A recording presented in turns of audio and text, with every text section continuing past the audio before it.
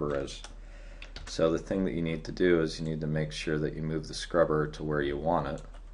And now if I do paste keyframe, now it's all lined up and it's accurate. Now the one thing you'll notice if I play this, there's this weird thing that's going to happen. It's going to actually, let me increase the N to 40 now. It actually goes down into the surface, and that's because we have this dip here, and that's caused by this curve handle. So we need to break the curve, and the way that we do that is we change the type of the handle and just change it to free, and then what happens is these are separate, and now we can line this up. And this one, once again, ultimately we're going to want to change all these, so this key would once again handle type free, and then technically at the beginning, even though you don't need to do it, you would want to change that to handle type free as well. The top, you don't want to do that because you want it to basically stay proportional all the time. And this one, if we decide to copy it, we'd want to put that up there as well. So now let's see if we play it. So now we should have two bounces that look the same, and there's really no way to differentiate between the two of them. And the thing that happens is that's not realistic because it's basically bouncing. And each time that something bounces, we're actually going to lose some momentum and some energy. So we actually want to kind of come in and make this so it's smaller. And what will happen is these bounces are going to be proportional. Each one is going to be slightly smaller than the previous one. And what you should be able to do is you should be able to draw a line from here to here, and do that for all the bounces. And what I'll do is create a slope. That same slope should exist from this handle. You should be able to trace the same angle, and this handle right here should actually be down there.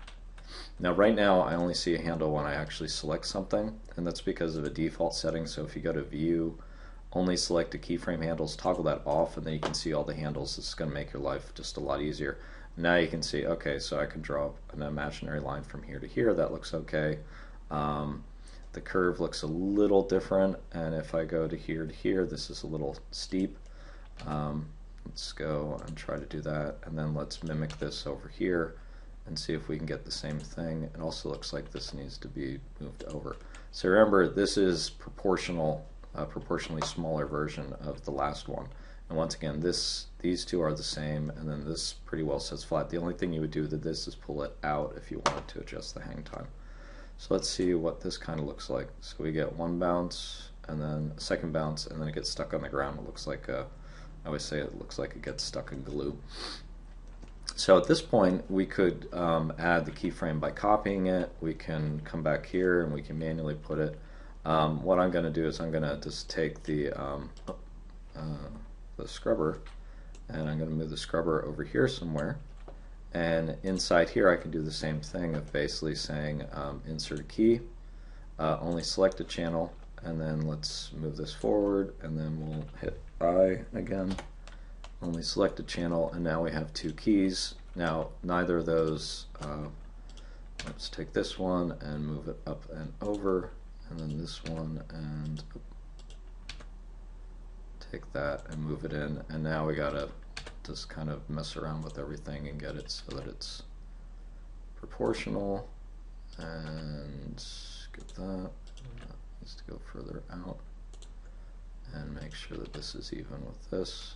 And once again, it's trying to figure out, are these lined up? This looks a little too high. So if we draw a line through there, draw a line through there, this probably needs to be slightly higher, and then this needs to be parallel. So let's play this. We got up to frame 45. And let's actually just increase this to 60 to see what's happening. Okay. So bounce, gets a little lower, gets a little lower. And once again, it gets stuck at the end. Now, you could have more bounces, and it depends what you have. Also, if you have something like a golf ball is going to have a really high bounce and then gradual. Basketball is going to have a lot of bounces that gradually become less and less. So it depends what type of ball you're doing. The other thing is if you look, this is actually, the ball's actually going into the ground at certain points. If we hit N, we can actually get all the values, and you can see that indeed if we go to frame 45, which I have clicked you can see the value is actually, instead of 1, it's less. So I can click here and set this to 1, and now I know it's exactly at 1, and you'd probably want to do that with all of these. And you can select, let's see if this actually works if we select all of them. Okay, now you got to do them each at a time. But it also gives you the values for the handles as well, so you can make sure that they're at the same height. So you can numerically figure this all out if you want to make everything exactly proportional. So now it's not going to go into the ground, even though it looks like something's acting off right now. Okay, so the last thing we need to do once we get this all set up and we get it playing and everything's fine is this is just playing in this one little area and it's not moving across the screen, so when it stops it looks a little fake. And we're not going to do rotation till next week, but the one thing that's going to help us remedy this is to actually play around with the X location. First thing we want to do is we only need 2 keys for this, and originally we had created 3. And then I'm going to grab this one and I'm going to move it up, and you'll see that what's happening is basically it's moving the ball over to the right. Now you can do a linear movement on this, and we can do an interpolation mode that's linear, and then let's play this and see what this kind of looks like.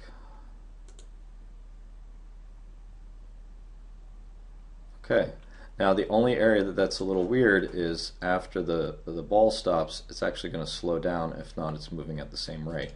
So what you can do is you can change this one to a Bezier, and actually we got to change this one as well. There we go. So here, if we want, we can just pull this in and for all intents and purposes turn it off.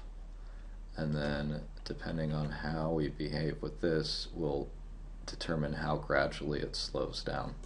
So we're creating a curve. So now if we go to redo this, now it's kind of moving a further distance, and now it's kind of moving a little less. So that's a little extreme. So we probably want to take this and pull it and do it a little closer.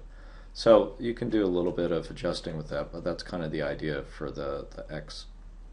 And once you get everything saved, you would just basically go back to what we did before, render the animation. I'm going to make sure I don't have QuickTime open. Render the animation, and it's going to go through and do all the frames. And at this point it's set to 60.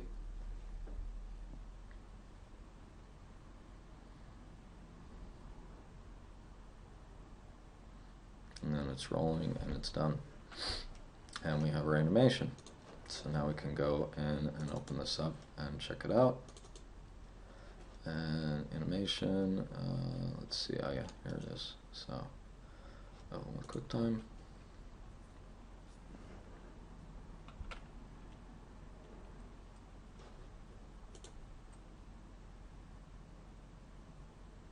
Okay, so you can see we have our basic animation. Now the one thing that's missing on this is if you look at any of these frames, especially this transition, in the real world this would actually be blurred. So what you can add, and it's pretty easy to add but it will take longer to actually render, is you can add a thing called motion blur. And if you go back to the render settings and you go down, there's sample motion blur, you can toggle that on, and now it's going to be calculated. And the motion samples is basically how many times it's going to quote unquote blur it, and the higher you do that, the more it's going to look accurate. And then the shutter is basically how it basically calculates a beginning and an end position. And if it's a shutter of 0.5, it basically means that it's going to take a distance of half a frame of movement to figure out how to blur it. If it doesn't look right, you can kind of tweak and adjust that. So let's render this out again and render the animation.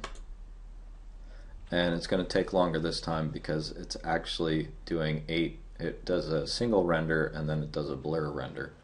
So it's actually going to take longer, which is why they have this handy button that you can just turn it off, and then at the very end you can turn it on to actually get everything that you need, because you can see this is actually going to take a little bit of time. So while this is rendering, I want to talk about duplication.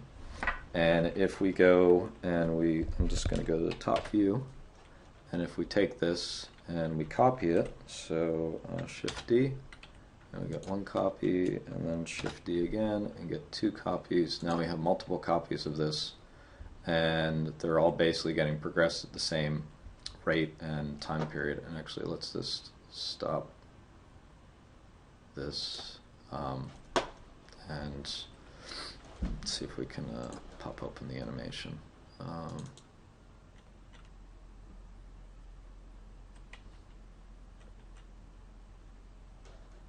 Okay, yeah, you can see the blur. So I didn't do the whole rendering, but you can see now it's smooth, and the faster it goes, the more it blurs. And if the blur gets too much, like here, it's kind of hard to see that it's actually hitting the ground because of the way it's rendering it out. You might need to tweak it or adjust it. So it's not perfect, but it'll help with the realism. So we got that, and now we have these multiple versions. And you can see if I select each one of these, and what I want to do is I want to offset when these things start moving. So I'm going to take each one of these, and I have physically relocated each one of them.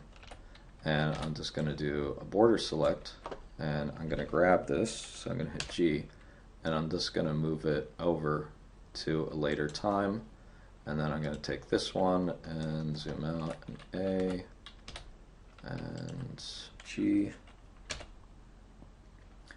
and once again let's pull this even further out, and let's increase this play time to 200. And now if you watch and I play this, what'll end up happening is, let's go to the view, is the one ball animate, then the next ball, then the next ball. So this is basically how you get everything into a single animation. You get one to animate, another one. And it's kind of a handy way to do everything. You might have to do some tweaking because I just shoved these across and didn't lock it, but it'll give you an idea of how to do it. And that completes this demo.